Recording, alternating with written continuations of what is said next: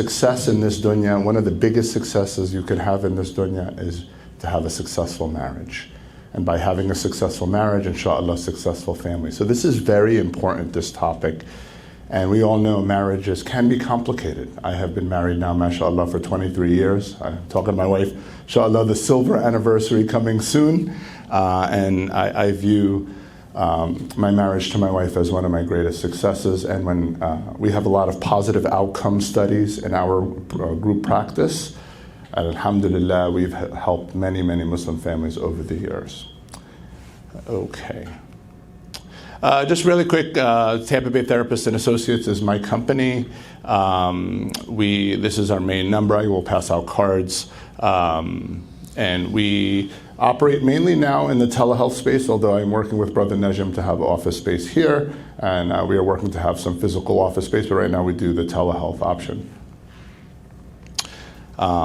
Our mission statement is to help the lives of women, men, and children and families in the community by offering top quality mental health services. These services are to be rooted in scientific research, evidence-based practices, and documented with top-notch proficiency. But more importantly, our services are to be rooted in Islamic and high-value morality ethics with a strong desire to help our community and world a better place. Okay, so let's start. I don't have the fancy QR codes. I got to get into that modern stuff. I'm very old school here, but I like the participation. I'd really love to hear the input. Many of you took time out of your Saturday mornings, and I want to thank you for coming here to learn, inshallah. Inshallah, this will be a beneficial topic. Bismillah. So why do you think people do not communicate effectively? What do you think some of the barriers are? What are some barriers to effective communication? Let me hear your responses first. What are some barriers? With husband and wife, they can't communicate, they're not communicating well. What are some of these barriers? They have different ways of communicating. Different ways of communicating, absolutely. Different ways of thinking. Different ways of thinking, that's a big one. Yeah, because I was thinking about, we spend so much time at work getting to know what people's colors are. They're red, they're green, they're yellow. But do we spend that time really knowing what our partner's color is and how to convey messages to him? I like that. Yeah, work, we do a lot of team building activities, doing colors, and a lot of that is coming from psychology and things like that. Sheikh Abdullah. Win and lose conversation. What? Win and lose conversation. A win and lose conversation. Yeah, I really like that graphic, Najm, of the war and the fighting. And I think that's a very accurate graphic, because a lot of times when marriage conflict happens, it becomes a competition. Who's going to have the last word? We want to win. We are by nature competitive people. Some people are more competitive than others, but the husband and wife get locked in. I'm going to have the last word. I'm going to get my point across. You better listen to me. And it becomes a heat of the moment conflict. Emotions play a vital, vital role when we communicate and how we repair the communication and how we enhance our communication. So some other answers. Not knowing how to communicate properly. Many marriages, I've seen this in my practice, we're busy, we're bringing the kids to soccer, we're doing this, we're going here, we're going to work, but we do not spend time, 10 to 15 minutes, to actually have a heart-to-heart, smart talk, as we call them, with our spouse. Listen, let's put the distractions away, let's talk about us. Let's talk about how we can improve our marriages, how we can improve our communication, our emotional connection, our empathy, our caring. Not taking the time to think through what you want to say. A lot of times when we're emotional, we react emotionally. The shaitan comes in our lives, he feeds off our anger, and we start to just want to attack. And a lot of times it's because we are hurt. And because we are hurt, we want to inflict that hurt upon other people sometimes, and unfortunately, to our spouse. Not taking the time to anticipate what your partner might be thinking and feeling. Sorry, it's cut off over there. Fear of revealing too much of yourself.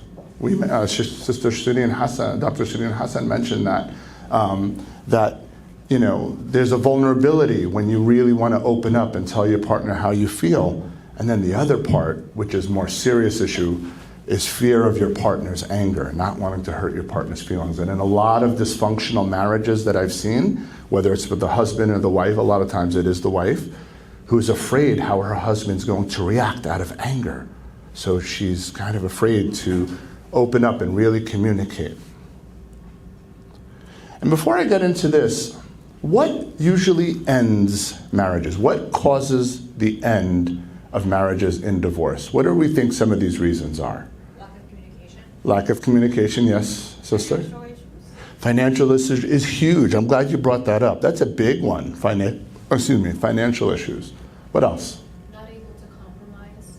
Absolutely, not able to compromise. And in a compromise, it's not all win-win or lose-lose. So we have to lose a little bit, give a little bit in and then gain a little bit in a compromise. Sheikh Abdullah. Unclear boundaries. Unclear boundaries. That's a big one. That's a big one. Yes, Sister Sheba, the esteemed Sister Sheba. Infidelity. Was that infidelity? Yes, and unfortunately, this is not foreign to our Islamic community. It happens, and I've had many clients where this has happened, where and unfortunately, going on inappropriate things online to full-fledged affairs. These things happen, but believe it or not, these are all symptoms of a deeper problem. What really sinks marriages is contempt. I'll say that again. What sinks marriages is contempt for one another. Smoldering resentment over time. When you have a fire and you put out the fire, okay, fire's gone. But it's still smoldering. There's still a little bit of smoke coming out. And over time, that smoldering resentment is what causes marriages to fail. So we are here today to talk about the remedy for that and communication. But empathy and acceptance is huge. Without empathy and acceptance, these are the foundations of really opening up the communication. Empathy is trying to understand what my partner is going through. And acceptance, I accept my wife for how she's feeling. I may not agree, as Dr. Siddian mentioned, I may not agree, but I validate how you feel.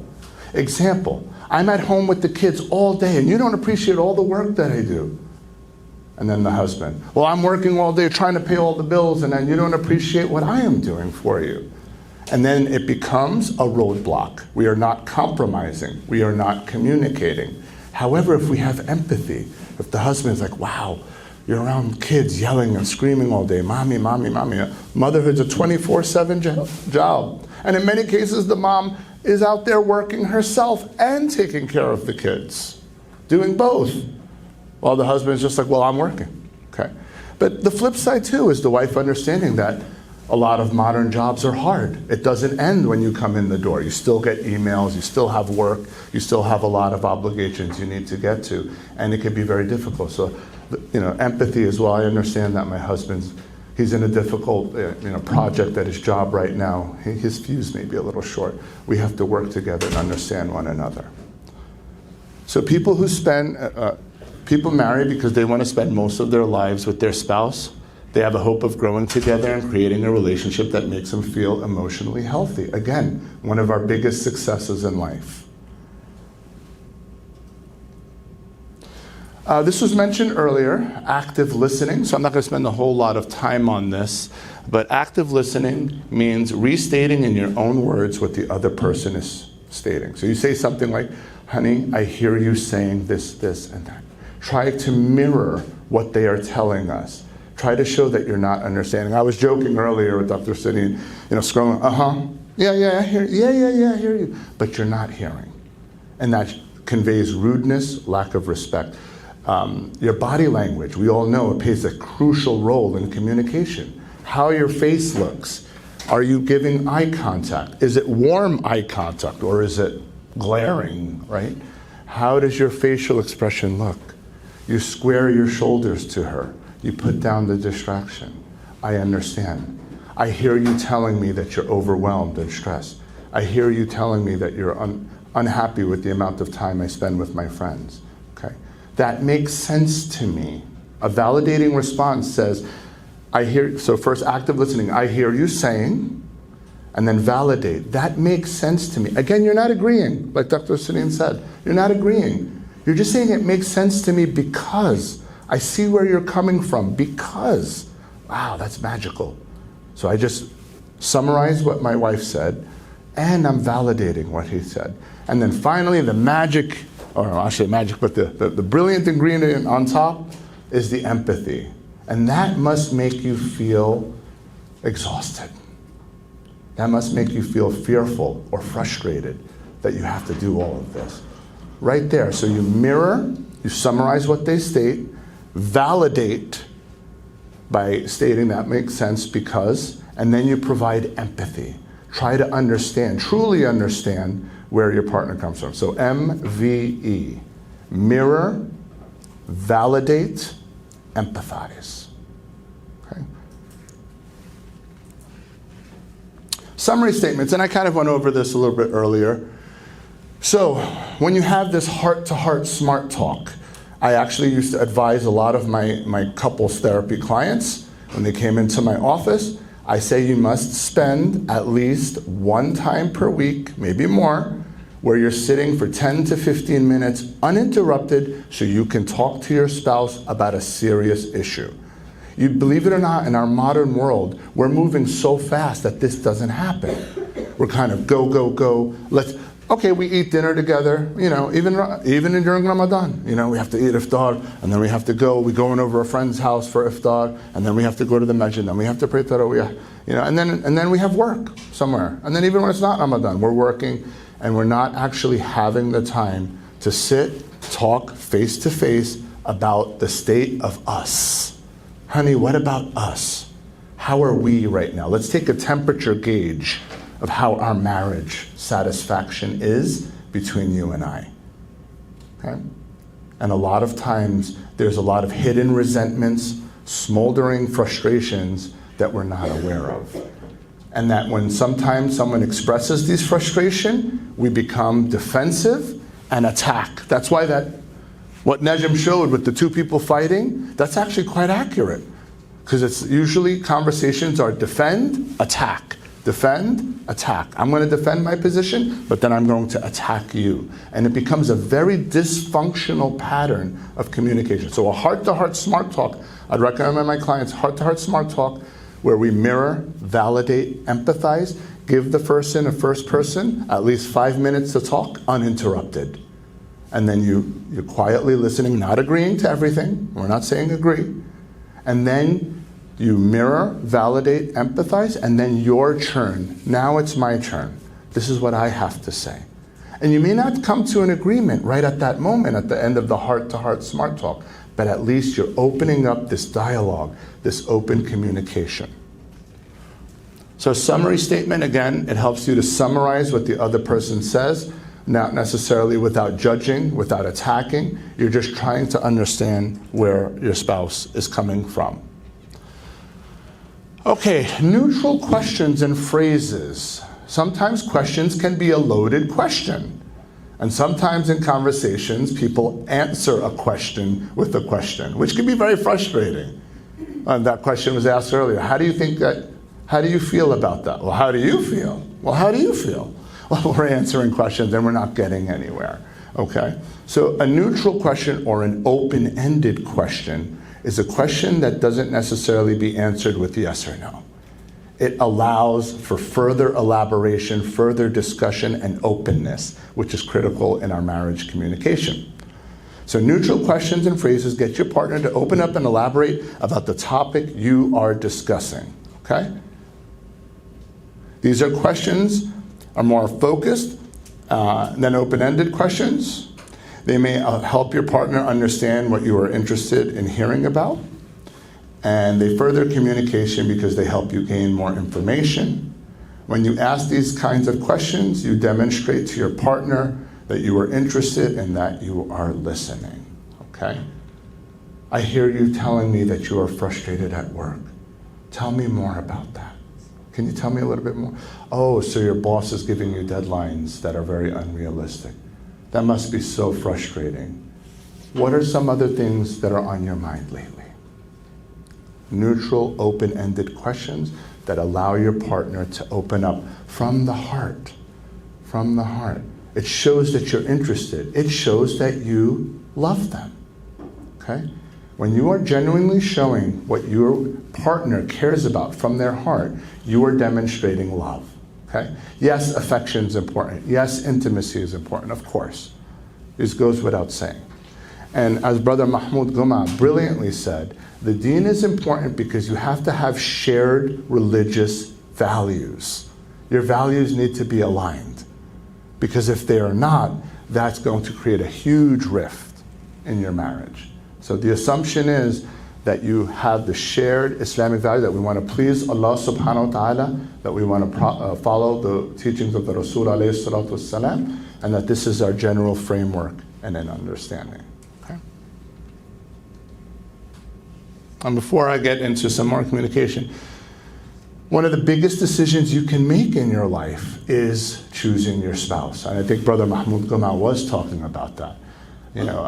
Many of us have kids, are ready to get married right now, and we know this is a very difficult process. But also for us, choosing the right partner is extremely important. Is there such a thing as 100% compatibility? No. That's a fantasy. We live in a world now, should we have compatibility? Yes. What I mentioned earlier is on our shared Islamic values. That is the compatibility. But also, there has to be shared, like temperaments that complement one another. So there needs to be some degree of compatibility, but when we say 100%, no. And that's why sometimes arguments and frictions happen, okay? If somebody says, I've been married for 20 years and I've never been in an argument with my spouse, is that true? I'm like, what kind of marriage are you in? What is this? That's unrealistic. But here are I want to talk about assertive communication. The first three, there's passive. A passive partner doesn't speak, allows the other partner to just do whatever, and they don't speak up, and they just bottle it in, bottle it in, bottle it in. Is this healthy? No, not healthy. And that's passive. Then there's aggressive. And yes, we have people like this who I've seen in our office, unfortunately. They just attack. She doesn't know what she's talking about. She doesn't know how to raise kids. Or he doesn't even know anything about me. And they become aggressive. And they attack. You're just lazy. You don't want to do anything. You don't want to show affection to me. You don't even buy me presents. And it becomes a hostile, negative environment in your communication. Does this happen? Oh yes, it does. Then there's the one I struggle with myself. Passive aggressive, right?